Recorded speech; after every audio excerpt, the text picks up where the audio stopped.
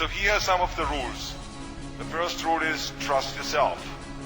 What I mean by that is so many young people are getting so much advice from their parents and from the teachers and from everyone.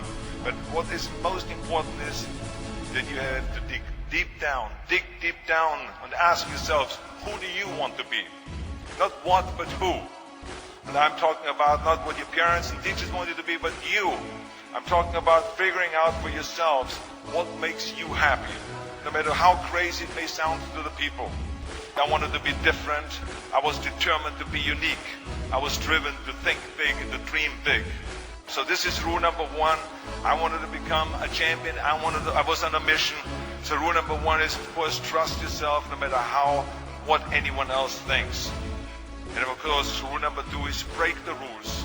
We have so many rules in life about everything. I say break the rules, not the law, but break the rules. It is impossible to be a maverick or a true original if you're too well behaved and don't want to break the rules. You have to think outside the box. That's what I believe. After all, what is the point of being on this earth if all you want to do is be liked by everyone and avoid trouble? The only way that I ever got any place was the breaking some of the rules. Which of course brings me to rule number three. Don't be afraid to fail. Anything I've ever attempted, I was always willing to fail. You can't always win, but don't be afraid of making decisions. You can't be paralyzed by fear or failure, or you will never push yourself. You keep pushing because you believe in yourself and in your vision. And you know that it is the right thing to do. Success will come, so don't be afraid to fail. Which brings me to rule number four, which is don't listen to the naysayers. I mean, how many times have you heard that you can't do this, you can't do that, and it's never been done before? Just imagine if Bill Gates had quit when people said it can't be done. I hear this all the time. As a matter of fact, I love it when someone says that no one has ever done this before, because then when I do it, that means that I'm the first one that has done it. So pay no attention to the people that say it can't be done. That brings me to rule number five, which is the most important rule of all. Work your butt off. You never want to fail because you didn't work hard enough. I never wanted to lose a competition or lose an election because I didn't work hard enough. I always believed leaving no stone unturned. Muhammad Ali, one of my great heroes, had a great line in the 70s when he was asked, how many sit-ups do you do?